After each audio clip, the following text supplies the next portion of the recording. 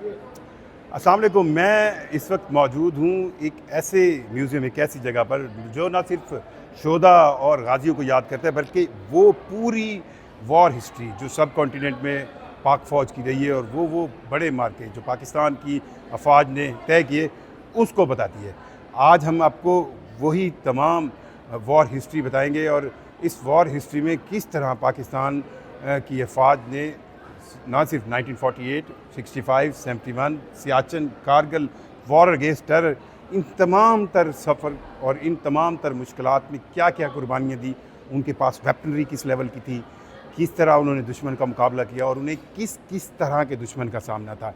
कभी वो दुश्मन बिल्कुल वाज़े था, सामने था, कभी वो बिल्कुल आपकी सफ़ों में घुसकर आप पर वार कर रहा था, कभी वो बिल्कुल छुपा हुआ था और कभी वॉर ऑफ टेरर की सेंस में वो आपके इर्द गिर्द आपके बच्चों में ना सिर्फ नज़रियाती बल्कि समाजी तकसीम को पैदा कर रहा था। सो आज हम आपको इसी म्यूज़ियम की सैर कराएंगे। उससे आपको अंदाज़ा होगा कि पाकिस्तान की फ़ौज, पाकिस्तान की तारीख़ में किस किस तरह, किस किस जगह पर पाकिस्तान ने किन किन मुश्किल वक्त में किन किन हमलों को किस किस तरह जवाब दिया। आएँ चलिए आपको दिखाते हैं।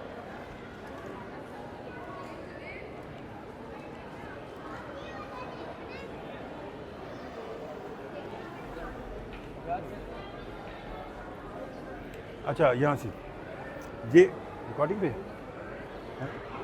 अच्छा, ये आपको जो नज़र आएगा ये वो टाइम है जो आप कह सकते हैं कि आप मुगलिया दौर कह लें, जब ये जंगें जो है हाथियों पर हुआ करती थी और इस पर 800 कबल मसीह का टाइम कह लें। ये उस वक्त के वो फ़ौजी सेंस है नई नस्ल को बताने के लिए कि जंगें जो आज से 2000-3000 साल पहले किस अंदाज में, पहले हाथियों पर, फिर किस तरह तीरंदाज और किस तरह घुड़सवार इन जंगों में हिस्सा लेते थे। सो ये वो हिस्सा है जो ये बताता है कि इस खित्ते के जो कदीम लड़ाइयाँ हैं, लड़ने का अंदाज़ किस तरह था। और ये आपको नज़र आ रहा होगा कि जंगजुआना अंदाज़ जिसमें तीर अंदाज़ और इन घुड़सवारों की जंग हुआ करती थी, हाथी यूज़ होते थे।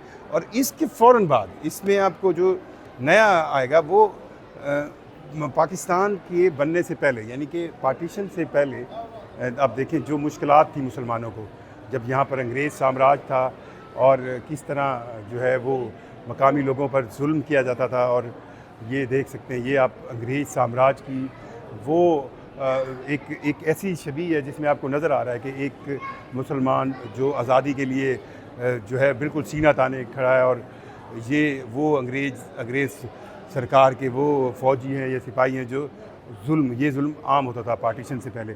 सो इसको यहाँ से दिखाया गया। और फिर ये आप अपने सामने मनाज़िर देख सकते हैं कि जब कायद-ए-आज़म ने बतौर गवर्नर जनरल हल्फ़ लिया और लॉर्ड माउंटबेटन और ये फ़ातिमा जिन्ना की एक छवि।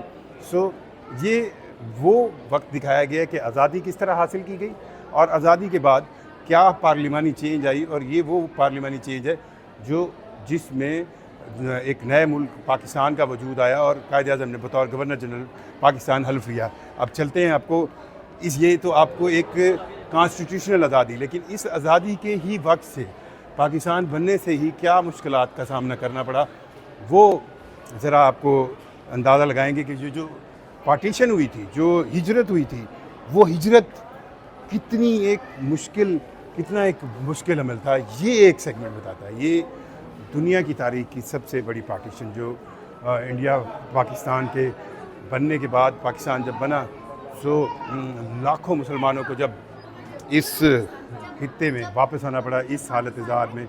उस वक्त भी आप देख सकते हैं कि पाकिस्तान फ़ौज के जवान जो है वो उनकी मदद कर रहे थे। ये हालात थे और कसमापुरसी की हालत थी और बिल्कुल गुर्बत में अपना घर-बार, अपनी ज़मीन जायदाद, अपना सब कुछ छोड़कर लोग बिल्कुल गुर्बत में जो है वो पाकिस्तान आ रहे थे। और ये वो तमाम हालत है जिसको आप देख सकते हैं। ये पार्टीशन की वो मुश्किल है जो शायद मेरी नस्ल ने नहीं देखी, लेकिन ये एक जुल्म हुआ था जब इंडिया से एक बड़ी तादाद में मुहाजिरीन पाकिस्तान आए थे और वहाँ पर मुसलमानों का एक कत्लेआम हुआ था। और इस कत्लेआम में जो है वो हज़ारों लाखों मुसलमान सिर्फ जान से नहीं गए थे, बल्कि हज़ारों मुसलमानों ने जो है वो ज़ख्मी हुए थे, ख़ानदान उजड़े थे। और इन ख़ानदान उजड़ने के अलावा एक ऐसी बड़ी समाजी तब्दीली थी जिसको आज तक तारीख़ नहीं भुला सकी।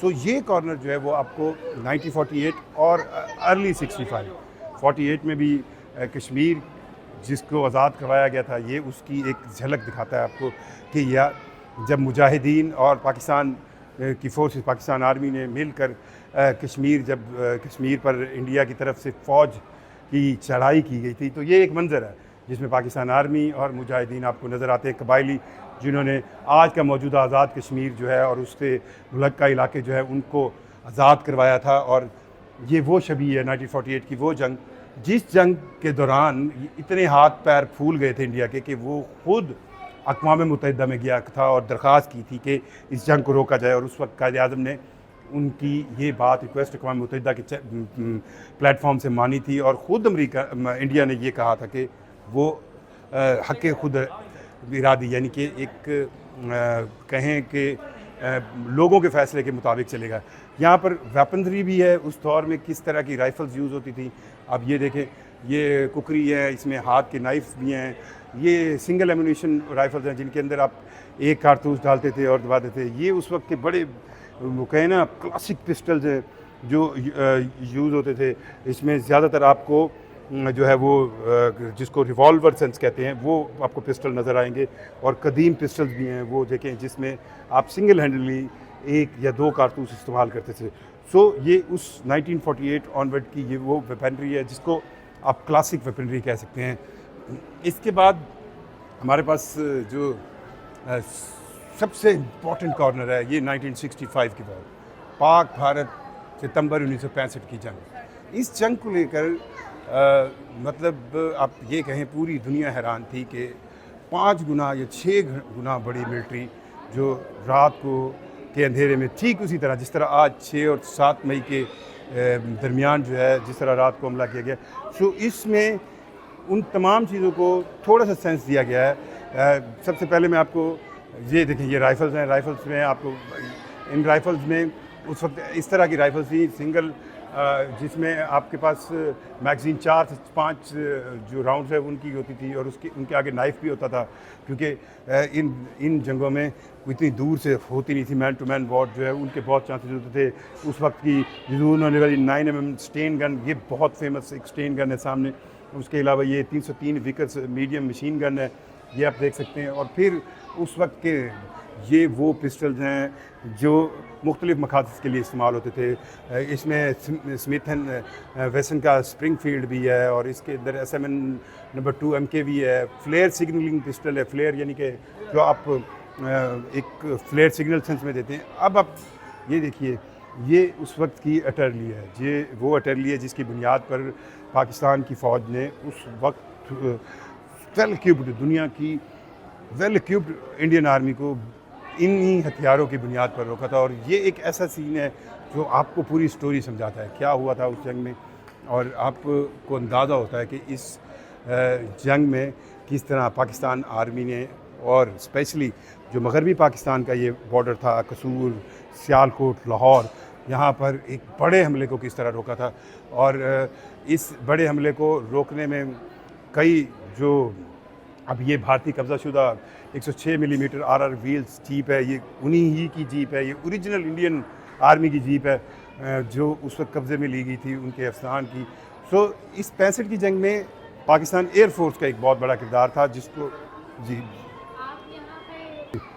ये आप देख लें, ये पाकिस्तान एयरफोर्स का है जिसको आप कह सकते हैं कि एक ऐसी कहानी जो पाकिस्तान एयरफोर्स ने तारीख बनाई। MM आलम का किरदार स्क्वाड्रन लीडर चुरंडा में पाकिस्तान फ़िज़ाइया ने किस तरह किरदार अदा किया। और MM आलम तो एक ऐसे पायलट हैं जिन्होंने 1965 की जंग में इसको मुकम्मल तौर पर ही बदल कर रख दिया। सो 65 की जंग में पाक फ़िज़ाइया का किरदार वो कभी नहीं भुलाया जा सकता। और ये तमाम तर कॉर्नर इस 1965 की जंग के कॉर्नर में आपके पास मौजूद है। चलें अब अगली जंगें देखते हैं।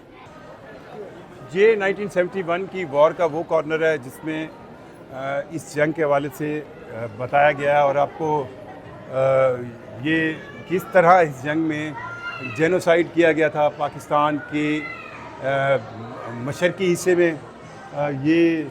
और ये वो स्टेटमेंट्स मोदी की या इंदिरा गांधी की या उस वक्त के भारतीय नायब वज़ीर-ए-आज़म मुरारजी देसाई की, जिन्होंने पाकिस्तान के मशरक़ी हिस्से में किस तरह उन्होंने जो है एक साजिश का बीज बोया और उस साजिश के बीज के सेंस में ये जंग हुई। बहरहाल इस जंग में भी पाकिस्तान आर्मी का क्या किरदार रहा और पाकिस्तान अफवाज का, ये दिखाया गया इस पूरे मरले में और इस जंग की यूज़ होने वाली अटरली। सो जो पॉइंट है वो यही है कि इस जंग में जो मशरक़ी हिस्सा था उसको किस अंदाज साजिशी एलिमेंट में, पहले वहाँ पर जो है एक स्टेट ओरिएंटेड अलहदगी पसंद जो है अलहदगी तहरीक चलाई गई मुक्ति बानी के नाम से, और फिर उसके बाद ये 71 की वॉर हुई। ये भारतीय फ़िज़ाइया इंडियन एयरफोर्स का SU-7 तैयारे का वो पिछला हिस्सा है जो गिरा, और यहाँ पर 52 इलेक्ट्रिकल और मैकेनिकल इंजीनियर्स बटालियन ने इसको गिराया। सो ये वो तैयारा है जो उस वक्त का अपनी तरफ से इंडिया का राफेल था और यहाँ पर गिराया गया था। सियाचिन जो दुनिया का सबसे ऊंचा और ख़तरनाक महाज है, वहाँ पर भी एक अरसे से पाकिस्तान की अफवाज जो है वो जो है अपनी ड्यूटीज़ दे रही हैं। और 11 के शोधा आपको याद होगा जो एक सानिया हुआ था, उसमें जो है सियाचिन एक ऐसा महाज है जहाँ पर फ़ौजी अंदाज से ज़्यादा मौसमी अंदाज में जो है वो शहादतें हुई हैं और जहाँ रहना एक नामुमकिन अमर है। उसका भी एक टच है इस पूरे 11 का सानिया जो अप्रैल 2012 में हुआ था, और इस 11 के सानिया के बारे में ये भी तमाम तर इन्फॉर्मेशन यहाँ पर दी गई है। और इसी तरह जो मैंने जिस तरह आपको बता रहा था कि हर उस सेगमेंट को इसमें बताया गया जो पाकिस्तान की तारीख़ में वॉर सेंस में एक बड़ी हिस्ट्री है। सो इसके अलावा जो सबसे इम्पोर्टेंट जो पाकिस्तान की अफवाज, मुसल्लह अफवाज पिछले या लॉ इन्फोर्समेंट एजेंसीज़ पिछले 2 दहाइयों से ज़्यादा, तकरीबन 2.5 दहाइयाँ कह लें, जो दहशतगर्दी के ख़िलाफ़ जंग कर रहे हैं, वॉर अगेंस्ट टेररिज्म, ये वो कॉर्नर है। इसमें आपको वो लोग, वो मज़लूम जो इस वॉर ऑफ टेरर का शिकार हुए और क्या कुछ यहाँ पर पाकिस्तान में टेररिज्म ने कितनी बर्बादी की और इस वॉर ऑफ टेरर में पाकिस्तान ने कितनी कुर्बानियाँ दी, ये कॉर्नर आपको ये बताएगा। और ये दहशतगर्द हमलों से लेकर इन तमाम तर चीज़ों को दिखाया गया कि यहाँ पर पाकिस्तान जो है वो कितना एक बड़ी इस टेररिज्म के ख़िलाफ़ इस जंग को लड़ता रहा। सो जो इस पूरे म्यूज़ियम को विज़िट कराने का मकसद था वो आपको ये दिखाना था कि ये कुछ और भी ये वो मायनाज इक्विपमेंट हैं जो पाकिस्तान आर्मी की मलकियत हैं और इनकी एक हिस्ट्री है। सो बताना यही था कि पाकिस्तान जो मौजूदा नस्ल है उनको शायद ये लगता है कि पाकिस्तान जो है वो बहुत आसानी से, या उनको ये लगता है ये जो अभी मई 2025 में इंडिया से जो मसला हुआ यही सिर्फ एक है, नहीं, एक तारीख़ है पाकिस्तान की जंगी, और ये तारीख़ पूरी तरह इस म्यूज़ियम में समोई गई है।